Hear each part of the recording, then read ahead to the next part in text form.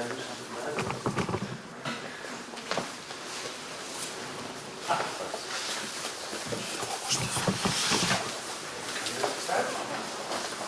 Okay. Looking at Alex's presentation, I felt that my inferiority complex, which is already big enough, was growing even more when I saw that guy just solve some equations and get three balls in the basket from such a distance. I felt completely inadequate as an engineer. I've never been able to do that. And I'm afraid that most of us, especially when we're still young, we suffer from these feelings of inadequacy. We even graduate from a school and we think, can I actually do something here? So let's see how, I would like to share with you some experiences about how we try to do this in the classroom. And we do use some ICT to help us with that, although ICT is not really the focal point here. Now, how many of you are familiar with the movie Ratatouille? Okay, so it's about a rat that can cook. He's a genius rat, and basically all he was missing was an opportunity. That's not me, and that's not most of us. It's not just the opportunities that we're missing, it's really the skill on how to cook. So that famous chef in that movie that said anybody can cook, I don't think it's like that. Mostly it's a little bit like that. We put ingredients when we try to design something, hoping that it will give us something that is actually edible. So what are the usual ingredients that we use when we cook up designs now? How is it normally taught? First of all, we teach our students knowledge about existing solutions. This does that. So every time we teach a course, we tell them about existing technologies, how the models work, how nature behaves. So the understanding is that if you build up sufficient knowledge, based on that you can build up your own constructs, which is nice and indeed it works. The second thing that we teach is algorithms, or forget-me-not kind of approaches, where we basically give students a structure. First you do this, then you do that, then you do that. And if you are consistent about applying this methodology, you will get somewhere. The most famous the most usual of that is to tell them first you design, then you test, then you iterate. And that also really works. Then we add on top of that some more tools. Creativity stimulants, as we like to call them. So brainstorming is a very famous one, although it's a very rigorous method. The way students normally do it, that's also partially our fault, is simply just a storm in the minds without any real rigor. But of course it can give good solutions. However, again, there is no guarantee that these things will converge in the end. Many more creativity methods, I'm not the expert to talk about that. And then there is the thing about, but the design process must be able to converge somewhere. We must be able to guarantee certain results by the end of a certain time, by the end of the project. So how do we do that? Again, we teach methods. The VDEV model is one, Pal and Bytes have offered that. So since the 60s, we've been researching systematic engineering design methodologies, and we have been teaching them. And although we like to think that all of these are a very nice toolbox and it really works, we still kind of feel that we are inadequate. Why? Because when you cook, you might end up with something like this. Is actually a ratatouille, that particular recipe. And that's how it comes out from a famous chef. So if you've seen that, if you've seen the guy who puts 3 baskets in a row, who scores that like it's nothing, then you can no longer be satisfied with that, and your employers will also not be so satisfied with that, if this is actually possible. So this is what we normally get, either inspired novices, like our good students, or many mediocre professionals out there. This thing does achieve a function. I mean, taste is already there. It tastes well. My mother can cook that. If I try hard enough, maybe I can cook that. But I can never compete with that. This fulfills more functions, not just taste, but also aesthetics. Maybe it is more nutritious, whatever. So here is the method that we'd like to share with you. Synaptic networks. Just a term. Basically, we identify everything in the human mind as an idea. That is actually an object that can admit a mathematical representation, so it's not just your random idea. As long as you commit it to paper in a certain way, then you can deal with that. A synapsis is just like the Greek word implies, a relationship between other ideas. It's also an idea, by the way. So now we can actually create an algebra based on these things.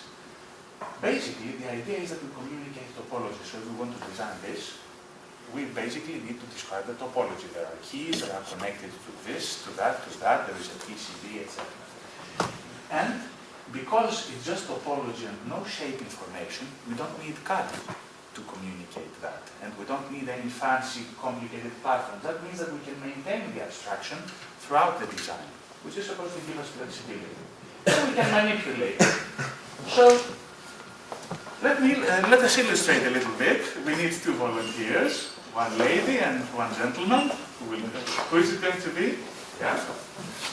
Please show us assume a dancing position, because they are going to perform the function dancing right now. Excellent. You can see these youngsters, they don't really dance these kind of dances anymore. But let's notice the topology now. First of all, there is a lady. She's the lady. He's the gentleman. So 1 and 2. And then we also identify an interface between them. That is actually two surfaces belonging to these two objects touching together. So this and that together as an ordered pair, that is a hand grip. What is the function that this path is producing in the topology? 1 and 2 are holding each other. That's already a functional interface. So topology also implies function. Likewise, there is a second one. If you care to turn around a little bit so that we can see the other one. Okay, now they're holding each other by the arm. I was doing it in a little bit more in a sexy way here. So the waist grip, that's another function. It's the same function. They're holding each other again. But now, conceivably, these can do slightly different things. But both of them help these two bodies interact. Then notice their feet. The man is also interfacing with the ground. I mean, he's not floating on air. And the lady is also doing that with her feet. And because they're standing on the same ground, it's the same object, that helps them retain their relative position. Imagine if she was standing on a ship in the sea, and he was standing on another ship in the sea. Could they still dance? Probably not. Okay, what else can we see? That there are also multi-physical interactions. You can see that the lady is also looking at other things, other than her partner, or the gentleman as well. Then also maybe this hand might move from this interface and fix his bow tie or whatever. So the same surface can be part of different interfaces, and it might achieve different functionalities. Tying the bow tie is different than holding your partner. And just in case they are not so well trained, one person might actually step on the other person's foot. That would create a very nasty interface between her foot and his top of the foot. Now, if someone actually touches the top of your foot, are you in any pain? Not really. But if your foot is also interfacing with the floor, that's the second interface here, that means that body number 1, the man, is squeezed between body number 2 and body number 0, the floor. That is what creates the nasty effect that someone stepped on. So you also need the floor to be stepped on. These are non-obvious things, although they are obvious now that I've told about them. They're not necessarily very much for the demonstration. So let's hear now, of course that was a layperson's presentation, but let's hear how some teams have actually been designing some interesting things here. So the floor goes. Hello everyone. I would like to start by introducing the first case study. It is developing, prototyping and validation of shape topology optimized architecture for large industrial gears. What is the definition of large industrial gears? The definition is that large industrial gears have dimensions of outer diameter 2 or more meters, and width is 300 millimeters and larger. So this you can see that this is large industrial gears. What are the problems associated with the large industrial gears? They are high deviations, difficult in production, sensitivity to misalignments, and high load involved in process. What are the design requirements of our project? The first requirement is minimum sensitivity to misalignment and errors. So from this figure you can see that two gears are misaligned because the teeth are not parallel. And so from this figure you can see that here the load is distributed equally throughout the teeth, but here some area is exerted under higher loading than this, and this could lead to big problems. The second is maximum stiffness to weight ratio, and the third one is maximum strength to weight ratio. Now, my colleague is going to present the curve chart.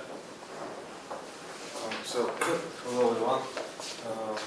Now let's talk about curve charts. It is a technique that will help us to manage our projects. And typical curve chart, conventional curve chart, it is basically a sequence of processes. So according to this curve chart, to do our project, we should at first do these three things: search existing models, techniques, do assessments. Then, when we finished these three steps, three processes, we go to the next process, embodiment, parameterization, and we continue like this and this. But the problem is that it will be difficult to predict this process when we don't know results of these three processes. We cannot say for sure what we will be doing here in this process. Another form of curve chart is following. It is what we have used. At the start, we had design brief, description of requirements, what we should achieve by our design, and we have had our targets passing technology readiness level 1, 2, and 3.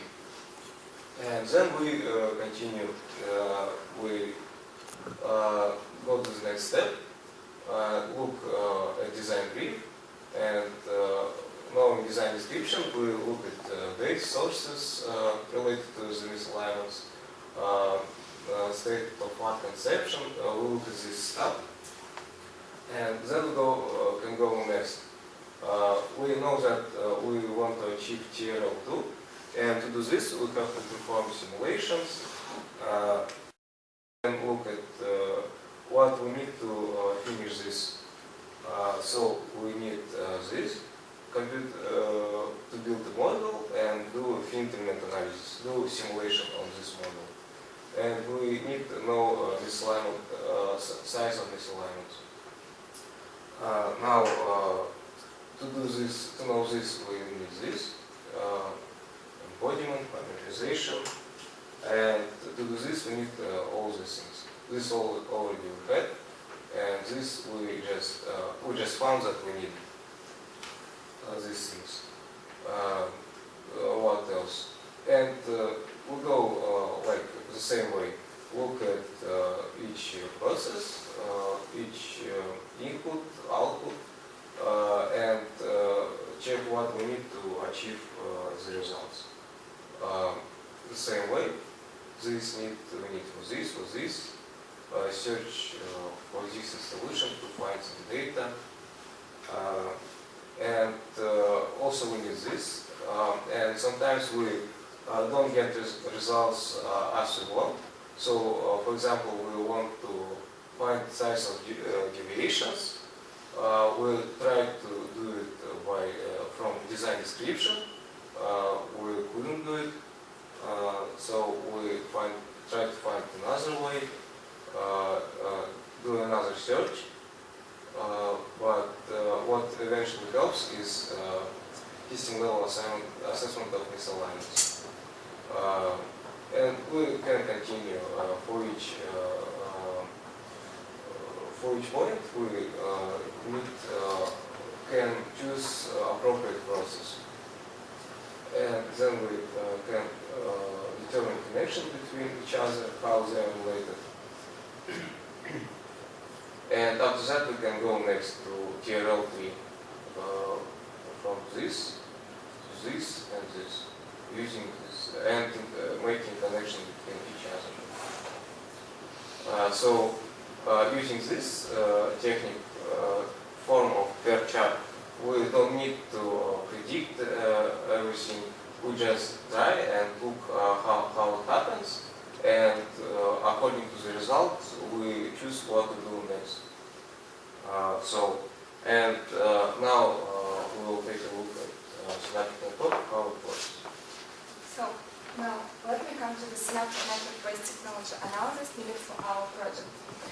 as it was earlier mentioned by my group mates, the main problem associated with large industrial gears is their sensitivity to misalignment due to their sizes.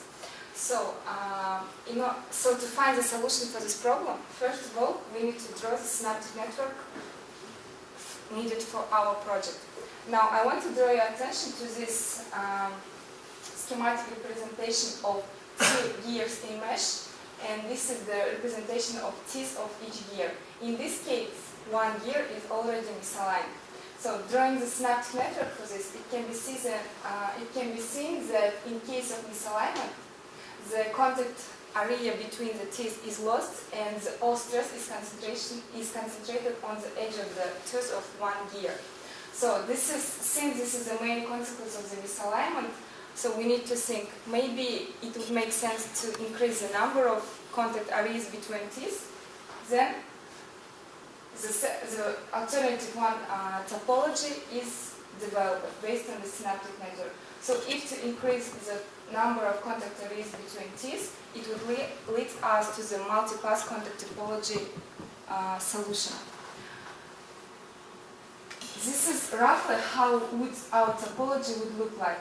So maybe to divide the surface of the teeth of one gear into 3 different parts, so to increase the number of contact areas. So in this case, we would have 1, 2, or even 3 contact areas. Then, after some design considerations and with the help of SolidWorks software, the 3D model can be introduced to you. So, in this design topology, it can be seen that the teeth of one gear is divided into 3 parts. And but is it enough to solve the problem of misalignment? Not yet, because since even with this topology, the problem would still stay the same, and the stresses would still be concentrated on the edge of the tooth. Therefore, the new technology, new concept of graded stiffness is introduced. So this concept is mainly grading the material across the teeth, across the width of the gear. So maybe to apply the materials to this part and the 2 outer parts of the teeth, with material having the less stiffness, so that it would allow more deflection in case of the misalignment. With such arrangements, we will still not only increase the number of contact areas, but also the amount of contact area between 2 gears in case of misalignment. So based on synaptic network technology, alternative one was developed with graded topology and featuring graded stiffness. As it was mentioned before, it leads us to multi-pass contact technology, so having not only 1, but all 3 contact areas between each other, even in case of misalignment. Can you think of any other alternative solutions to these problems based on synaptic network? Yes, of course. First of all, there are many solutions, but based on this synaptic network, coming back to the initial synaptic network of misaligned case, remember we have only 1 contact area, but what if not to grade the topology of the teeth, but think of some other alternative solutions? Yes, there are some other alternative solutions based on parallel contact topology. So what if to make one gear across with its rigidity to make it able to rotate? So in this case, the contact area between teeth would not be lost at all, even in case of any geometrical errors. So embodiment of variant 2 is shown by this picture. So in this case, the topology is graded across the core of the body, or core of the gear body. So some soft material is plugged into the body of the gear, which makes it to be able to rotate in case of misalignment. So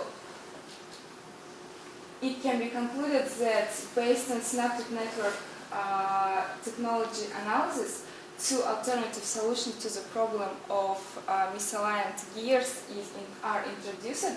First of all, let me remind that it is the grading the topology across the width of the teeth, and the second is graded stiffness and graded topology across the core of the gear body.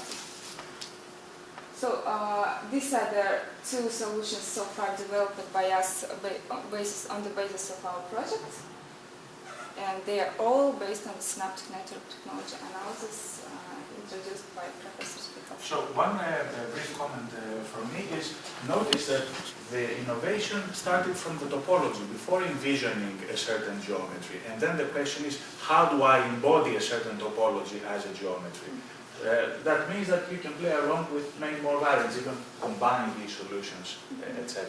So it's all a matter of adding more ideas and connecting them with more synapses. Some of them might be fruitful, some of them might not, but it doesn't require, let's say, too much thinking ahead. Okay, so we proceed with the second case study. Hello everyone. So now we're going to continue with our project within the mechanical system design course, which is the development of dynamically optimized preloading gear transmission. But before going to our concept, let's see what is like nowadays, what technology is used. And nowadays we use only one gear pair in order to transmit the power. Like, let's say we have here input power, output power, and we have power flow like in this direction. And between gears we have an interface. So imagine we want to reduce vibration and noise. So what can we do? We can, for example, apply effective lubrication in this interface or special coatings. But what if we want to introduce new functionalities to our design, introduce new features? What we're gonna do? We are gonna go again to synaptic network and modify it.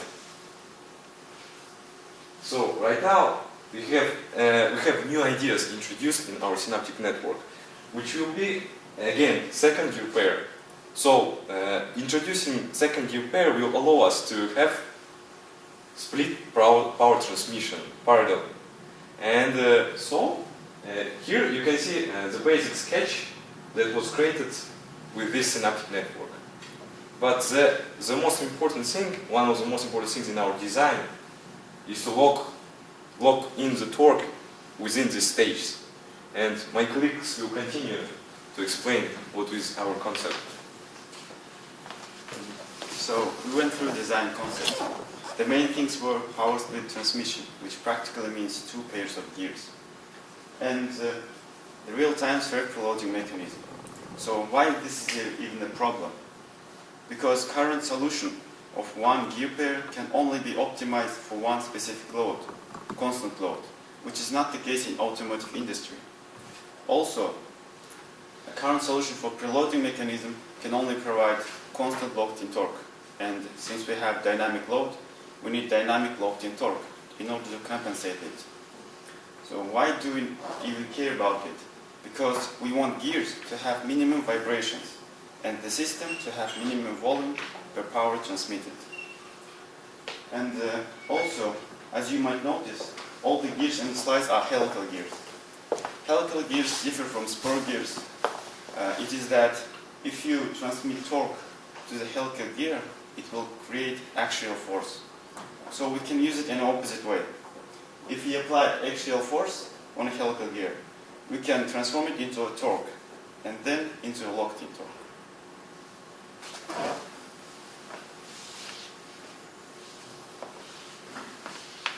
This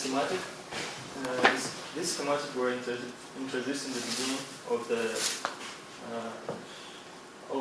the explanation of our project, and from now I'll try to demonstrate how the synaptic network was used in order to reach the desired solution. Here we have 4 helical gears that is needed to achieve preloading, and next we add shafts that are used to keep the gears in the single plane and transmit the power from input to output. These shafts are fixed in actual direction, but it's free to rotate radially. And to allow this radial rotation, we add bearings that are fixed by loop connecting to housing.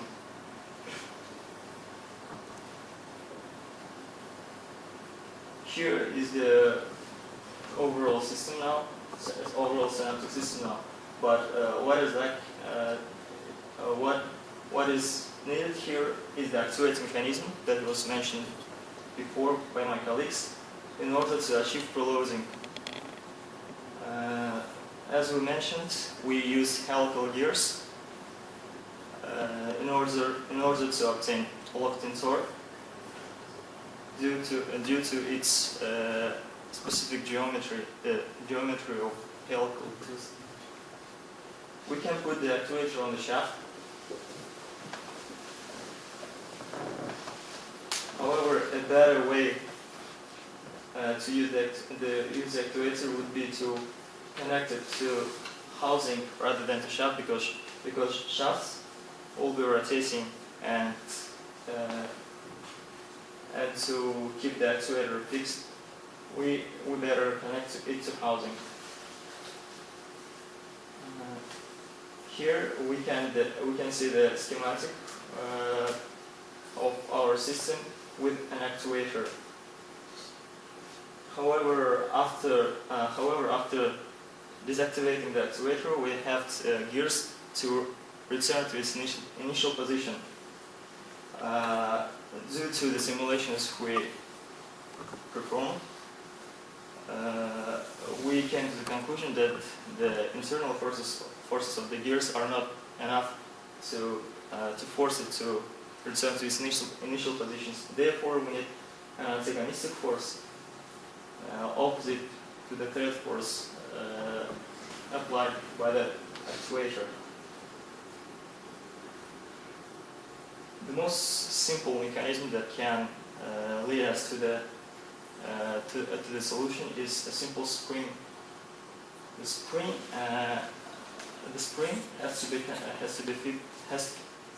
must have a fixed base. Therefore, we can connect it to housing.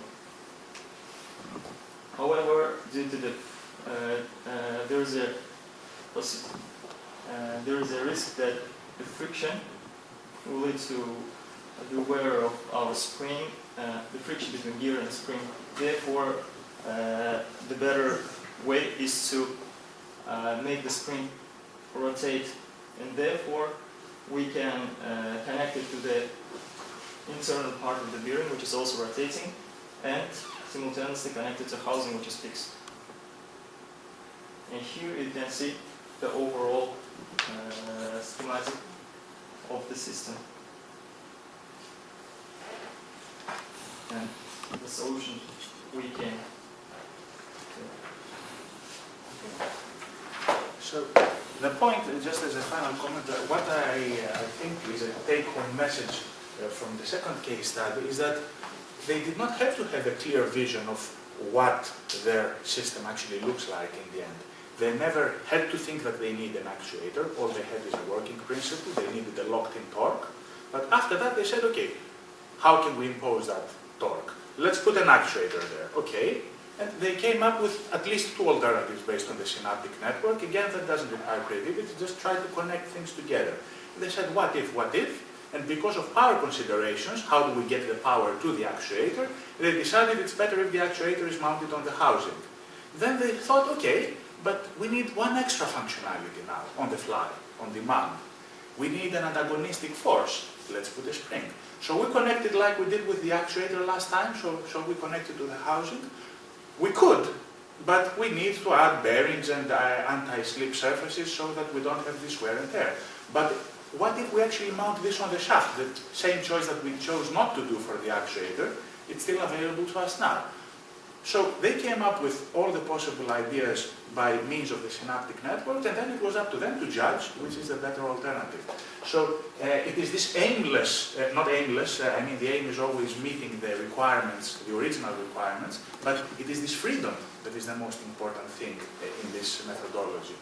So, summing it up, the idea, the way that the reason why we thought it's a good idea to share with you this methodology is, first of all, it makes a clear mapping between topology and function. Current methods mostly do not do that. In electrical engineering, it is much more common because we use linear graphs to show what the system is like. In mechanical engineering, we use CAD. When you look at the drawing, you can never see the functionality directly. You can only see shapes. So this is something that an overlay of a synaptic network will do to you, for you. Secondly, it allows us to couple what we are designing, plus its context, the part that we cannot really affect, to the process. Remember from Team 1, they showed us how they can expand the concept of a perf chart. What do they essentially do? They mixed processes together with the outcomes and the inputs to processes. Now, again, in computer science, we know that some programming languages have this paradigm. They can make their own code, so processes and data are actually unified. In mechanical engineering, we don't have that concept so much.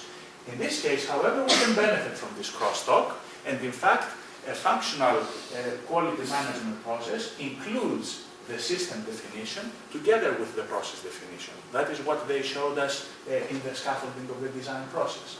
Then, basically, coupling design space exploration, this basically non-directed thing that we saw in both cases. They had a vision where they want to go, but they had no clear roadmap how to get there.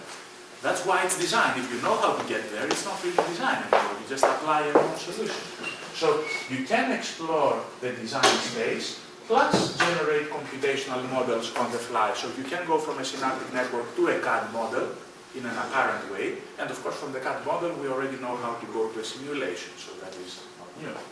So the main concept here, the main take-home message is innovation comes from variation of topology. So when we want to design something new, we don't have to idly think. Just look at the topology, see what possibility we have to vary that topology, and that will give us new functionalities, always. For the moment, what we offered you was a pen, paper, or PowerPoint in this case, or CAD implementation, but they were not really linked. It is the humans that made the link.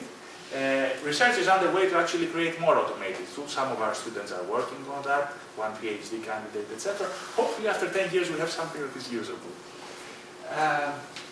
Now I would like to give the floor to Maxim, because this is meant to be a taught process, and we'd like to share with you how effective that is.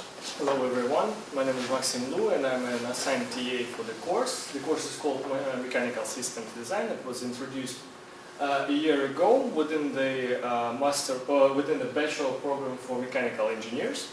And before this slide, you've seen the innovative and creative process of design, and I'm here in this course to limit this freedom a bit. As long as we have students to teach and we need to achieve some results and develop some skills from them, I would like to talk about the assessment, the intermediate assessment of the course. Together with Professor Spitas, we developed a very simple scheme, 3 steps. We have 3 points. We assess students on every single meeting we have with them. So on a weekly basis, students have to deliver the presentations on the progress of their design. And we as a professor and an instructor assess them according to the criteria. We have 3 points to award. Basically, 3 means excellent performance, 0 means non-performance at all. So, and we have, from the course, we have figured out that there are 3 common trends in terms of students' performance. So, let's go on to the slide. So, the first trend, which is sort of positive, starting from the very beginning of the semester, students were at the middle of the grading system, so they were on average, and they were trying to develop their skill. And at the end of the semester, they come up to the points where they got the excellent performance in terms of the project. So the project is moving fine.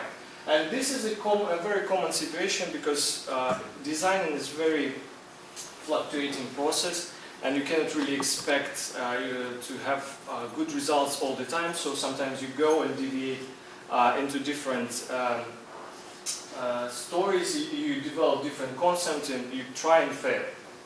Another trend which we figured out, which is mostly interesting, and it represents why we need to monitor the progress of the students during every single meeting, is that the students at the beginning of the semester, they start very high. They did excellent performance, the project was going very well, however, at some point they plunged up to the non-performance at all. So very poor performance over the meetings.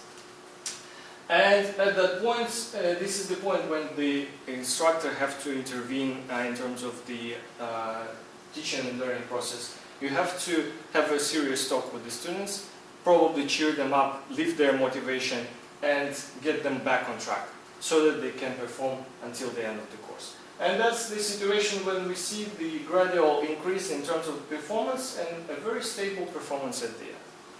The final graph represents a very poor performance in terms of design. The student starts very high at the course, and we were expecting to see them performing at the same level. However, at some point they were plunging in terms of delivering their project goals and project gates.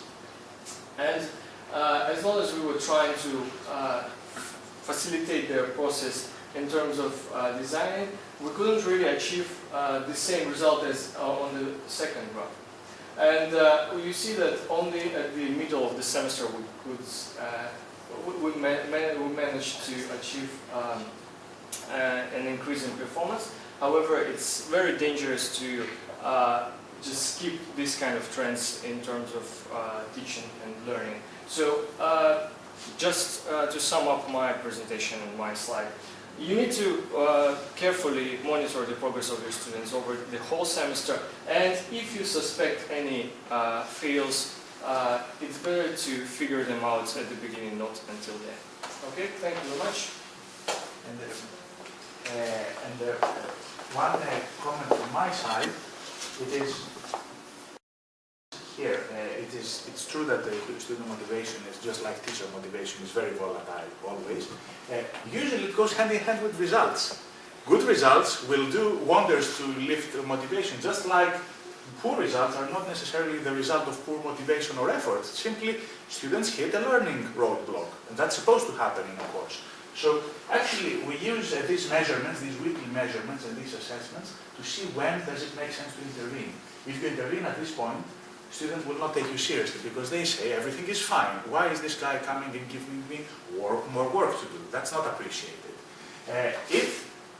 So this is where the students are most open, and every team will hit that at some point.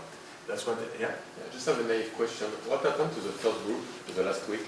I'll get to that. Okay. I'll get to that. So this is where you have the ears and the attention of the team. This was a very, I still remember that specific team, because in this case, they thought in the beginning that the project was easy. That meant they did not apply the learned methodologies. That means that soon enough, they ran out of steam.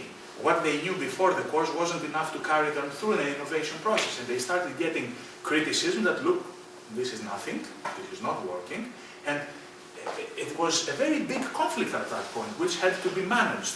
How do you get the team on track to realize what they can address and to realize the benefits of that?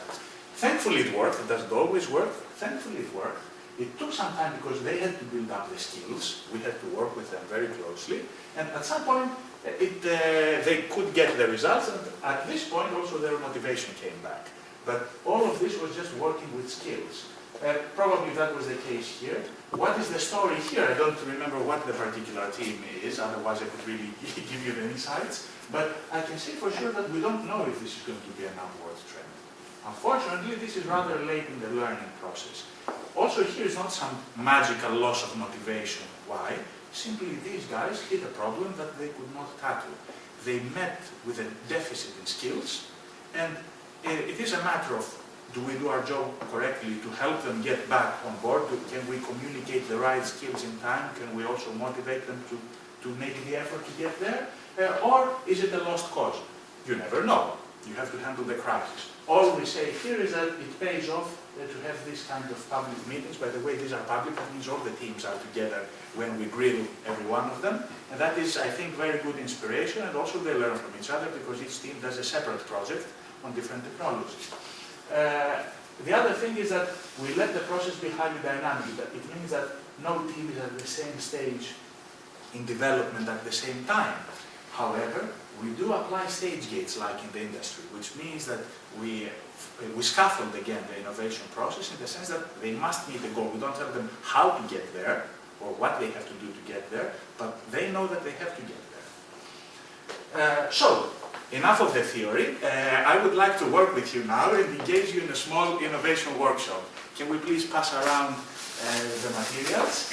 The case study that we would like to do today is the click pens. All of us have used them. Can I see some hands? Who knows how a click pen works?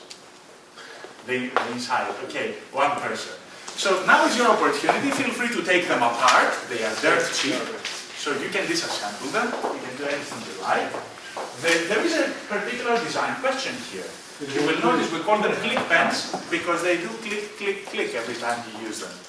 So that's not undesirable, but let's suppose that we as a company would like to make a soundless, a very, let's say, silent click pen.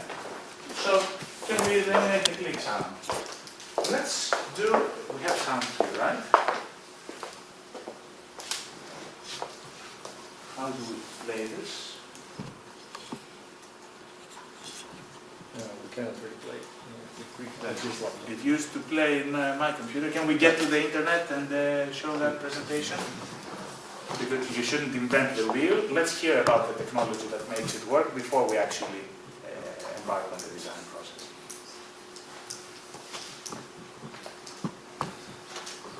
Feel free to disassemble them, otherwise you will not get enough insights. It's okay if you cannot put them back together. We'll do that for you later on.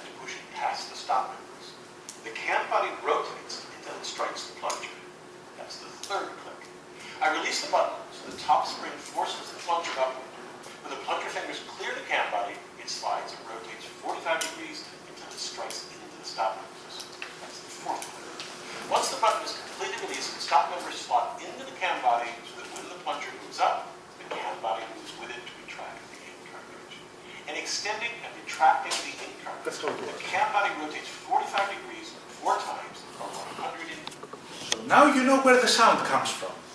So can you please propose design, let's get back to the presentation.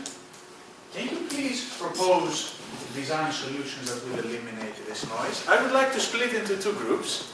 One should be the synaptic network group, and then we have the control group that uses whatever you would use to design anyway. Shall we say that this side of the table will be the synaptic network group? Would you like to try it out? It's okay, no prior experience required. And on this side we can have the control group. Feel free to think, let's spend 3 or 4 minutes thinking about what design interventions we could make in order to eliminate the sound.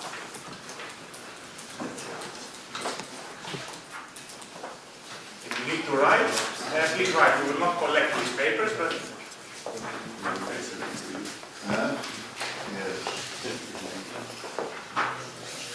you can form groups if you like, by the way. It's not just an individual exercise.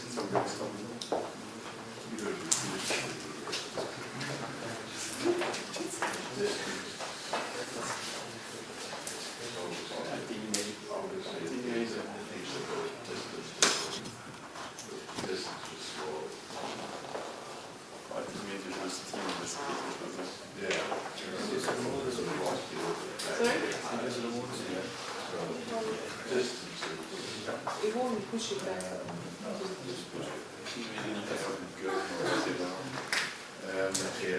I think there is another task that we just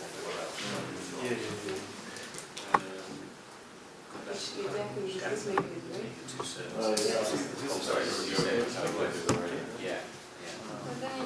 I would say use ordinary pen. Yes, contract as you write. Rather than be solid onto solid.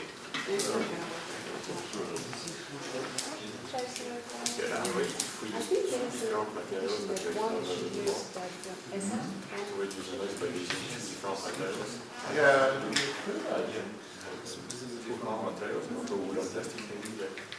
Yes.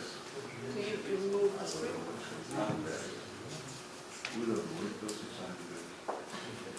But then you want it cheap as well, so it's plastic. Slightly more elastic. But I think the distance, if you press it down, it goes to 50.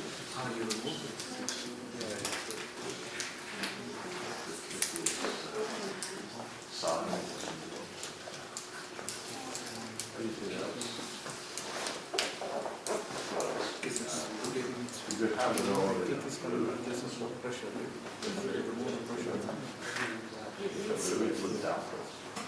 That's what we use more teeth instead of 3, which is good. It's Not a very good idea. So you could have sparrows.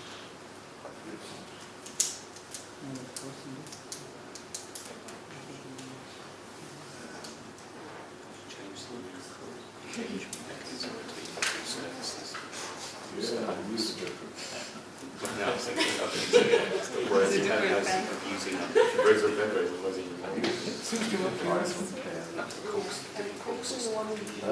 different core system. It took one Like minute core, almost yeah. to create this one because So you can so dropping down the gauge, in something space. that And you can't is say, perhaps why there couldn't you in just use contact. pencil? Just as you push it down, it twists it out rather than pushes it out. A bit like what holding it, I suppose, but going on and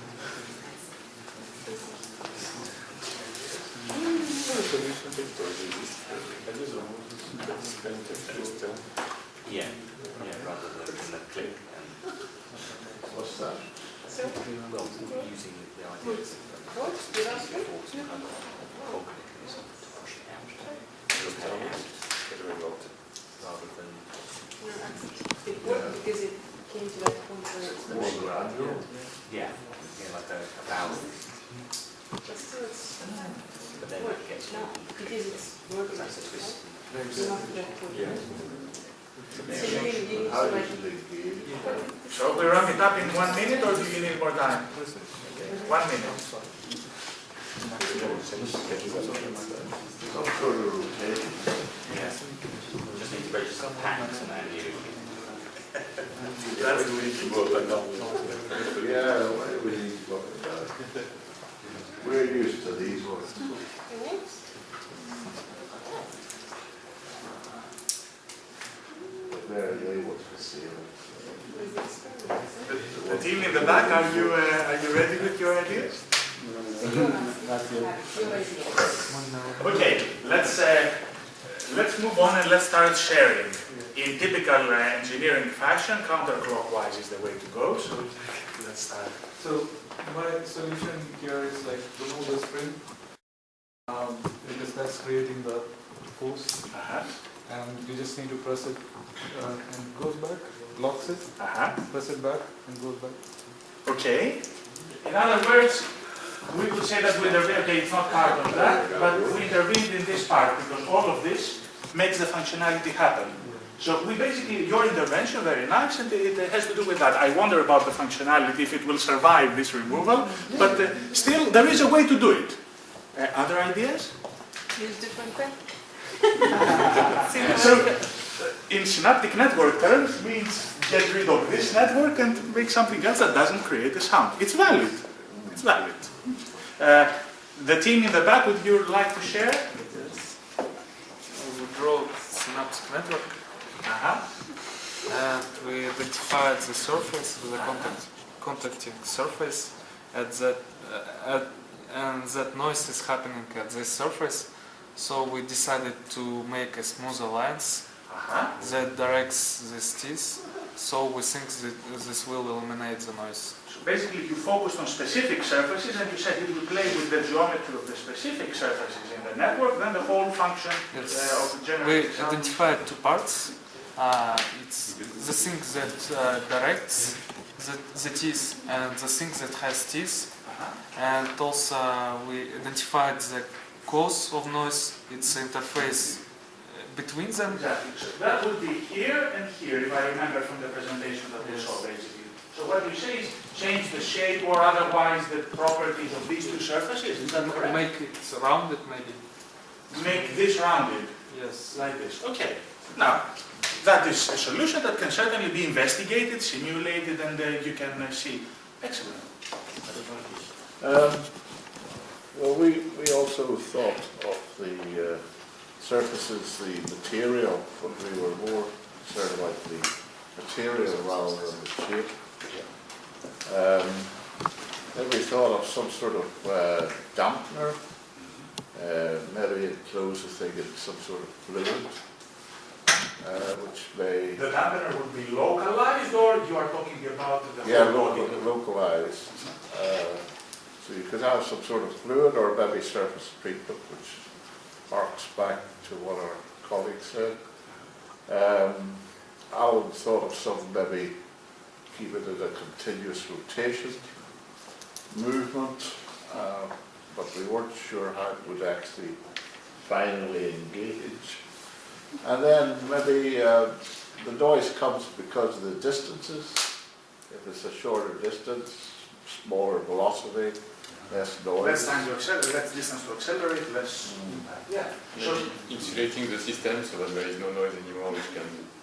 Yeah. So let's see how we can understand these ideas here. First of all, again, a local intervention here, changing the shape, introducing a fluid, creating some damping, some localized damping at the final stage of the approach. I think that sounds very plausible.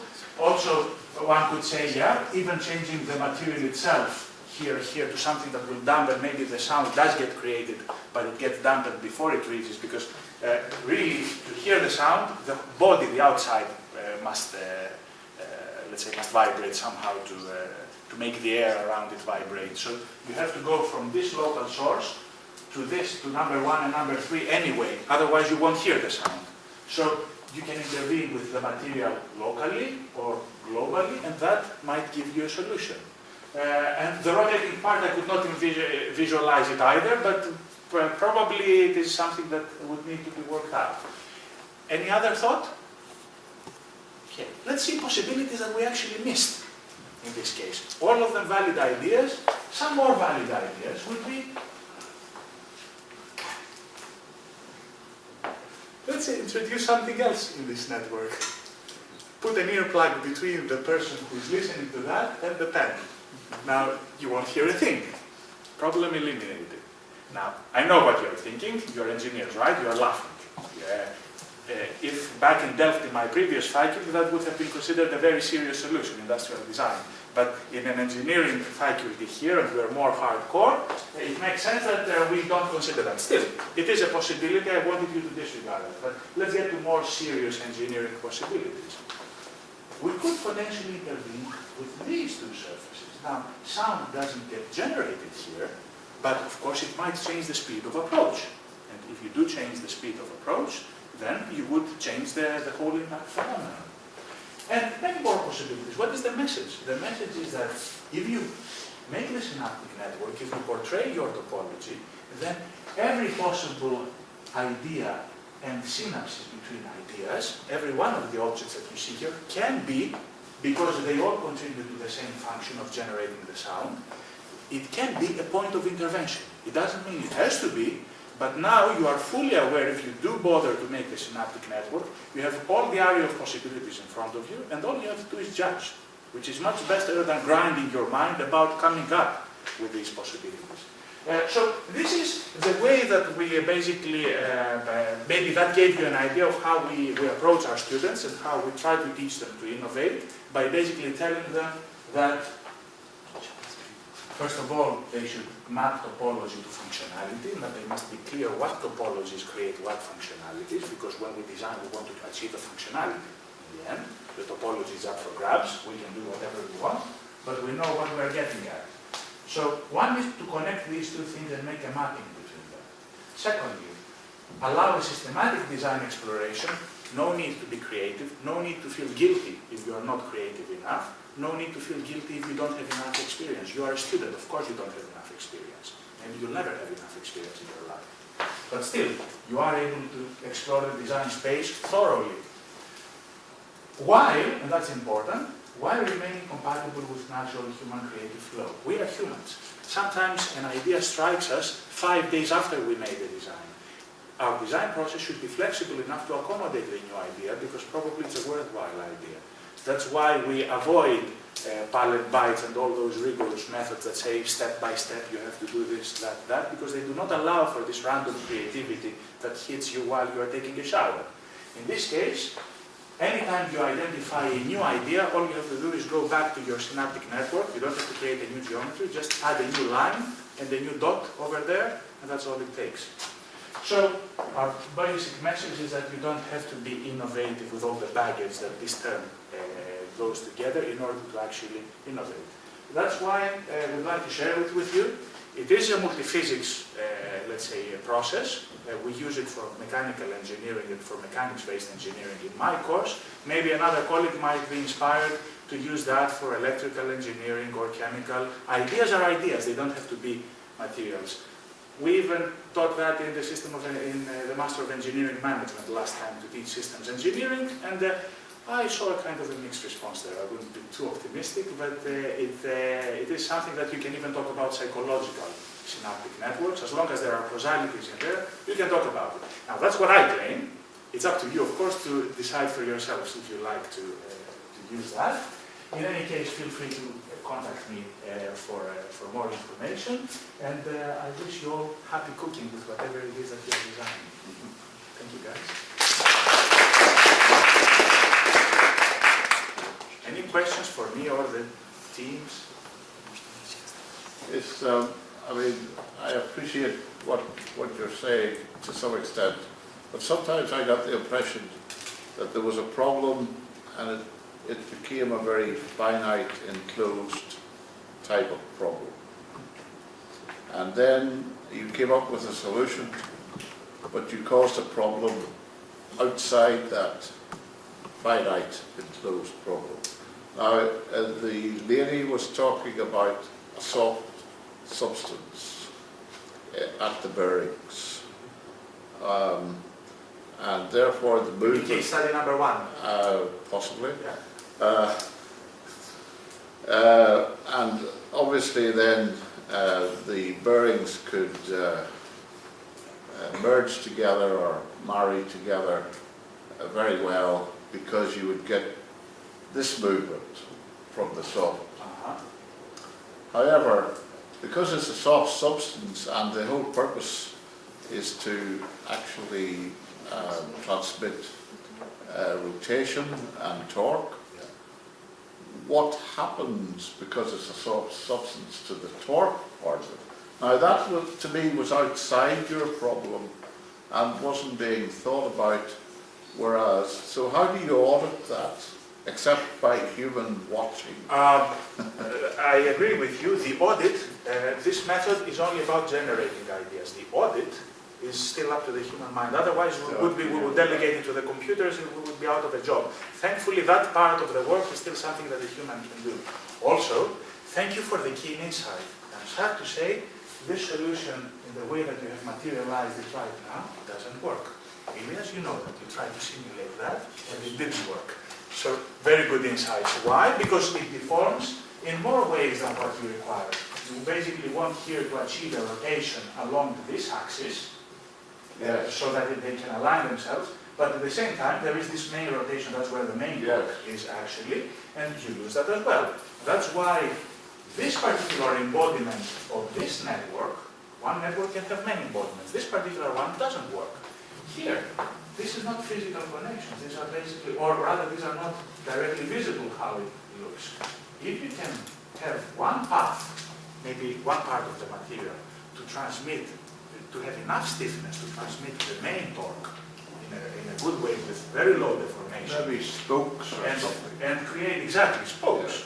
And create another path for the forces that does allow it to have a low stiffness in the other direction. That's an embodiment that can make this topology work. Not every embodiment of a topology will work, just like you can maybe identify a surface, but if you give it the wrong kind of dimensions, it will still not give you the right effects. So that's a very good insight that you shared with us. Indeed, an interesting topology doesn't mean a successful solution. So all this method does is it makes you aware of possible topologies. Making the step from topology to embodiment is still a very big step, and that's something that this course is still running. You still have time to make it work. Thank you. Next comment. Any other comment or question? Part of those can be solved if you have a concept map. Part of those problems, like the connecting from one idea to an entirely different idea, like it doesn't fall directly under the purview of that problem, can be solved using a concept map, and that can like connect those things. Yeah. But the thing is, like, I agree. how do you put the constraints in, and how do you connect those knowledge between those? Yeah. First of all, I have the level of, let's say, graphical representations, mind maps, synaptic networks, even bond graphs and the like are all very similar. They're all networks after a while. Well, the only thing about mind maps, the way that they are being used, and I guess with concept map you mean the mind map, formally mind maps are trees. Here they are networks, they are not trees. So in that sense, I've come across very few representations of non-tree representations, so actual network representations. So that is something that, so I carefully steer away from mind maps and the like, because there is so much bad baggage that they carry along because of habits. There is nothing in the definition of mind maps, actually I don't know if there is a formal definition, but so it's all about sketching your ideas. If you are consistent with this way of notation, assigning surfaces or interfaces and bodies like that, then it works. If you call it a mind map instead of synaptic network, it's all the same. Just make sure that you don't try to build a tree in there, because real structures have many interactions and they're not conveniently hierarchical in that sense. That's the only caveat of concept maps.